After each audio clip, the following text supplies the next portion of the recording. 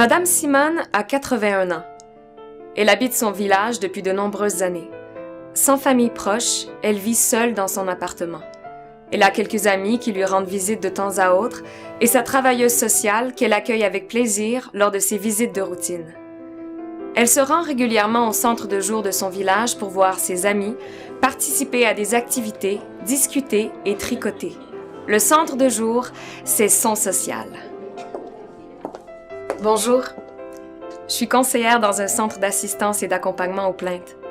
Vous savez, les CAAP, dont le mandat est d'assister et d'accompagner les usagers qui désirent porter plainte dans le réseau de la santé et des services sociaux, il y en a dans toutes les régions du Québec.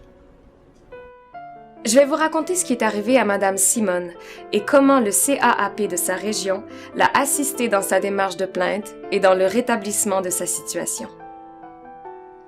Depuis 6 ans, Madame Simone passe 2 après-midi par semaine au centre de jour qui offre aux personnes âgées diverses activités sociales et de loisirs. Madame Simone y retrouve des visages familiers avec qui elle discute, blague et placote en tricotant ou en jouant aux cartes. Le centre de jour, c'est l'endroit où elle rencontre ses amis, où elle est parmi son monde. Son attitude énergique, un peu autoritaire, et sa propension à intervenir sur tout ce qui se passe et à faire connaître à tous ses opinions font que chacune de ses présences au centre est, comme on pourrait dire, très remarquée.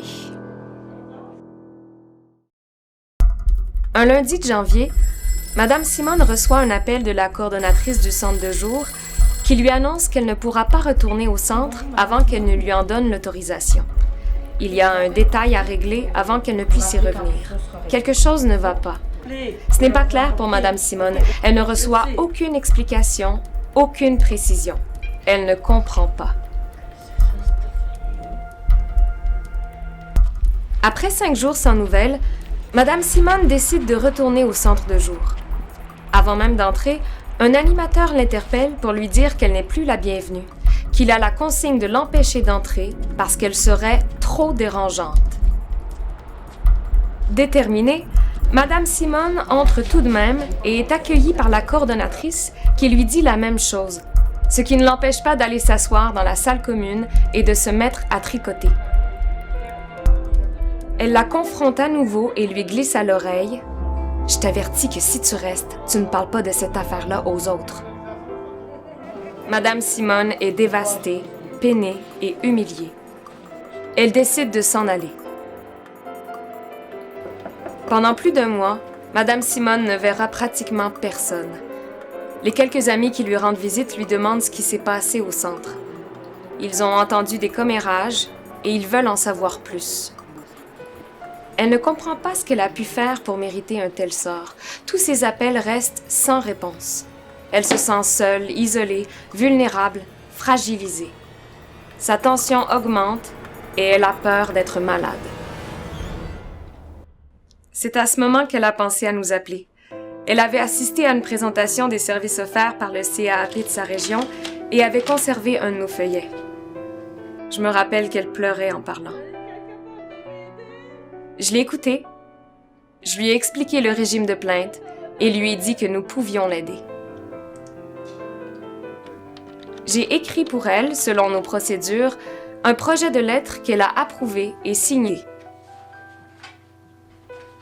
Quelques jours plus tard, Madame Simone a participé à un appel-conférence avec le commissaire aux plaintes et à la qualité des services du Centre intégré de santé et services sociaux, celui qui traite les plaintes comme la sienne.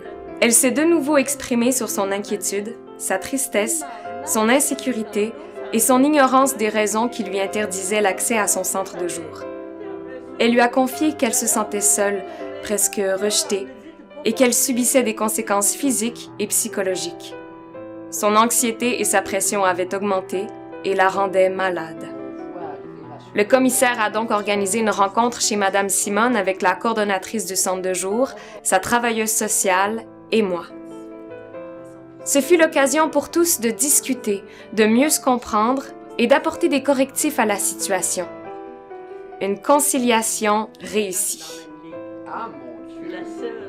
Madame Simone a pu retourner au centre de jour. Elle a reçu des excuses officielles pour les événements qu'elle a vécus. l'expulsion non justifiée, le manque de réponse à ses questions et les attitudes négatives à son égard.